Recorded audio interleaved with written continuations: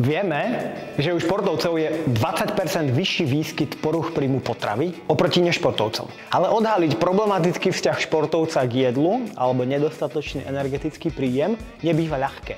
Nepotrebujeme však na to biochemické laboratórium alebo denzitometrickú ambulanciu a toto je 5 tipov pre trénerov mládeže alebo rodičov, ktoré môžu zlepšiť vzťah ich detí k jedlu. Číslo 1.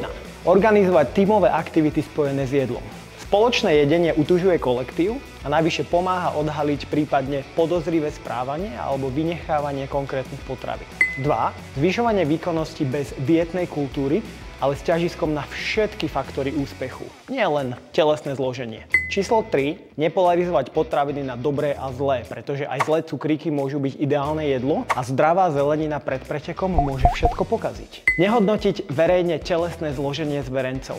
Toto bolo môjim najväčším zdrojom napätia a podobne to má veľa mladých športovcov.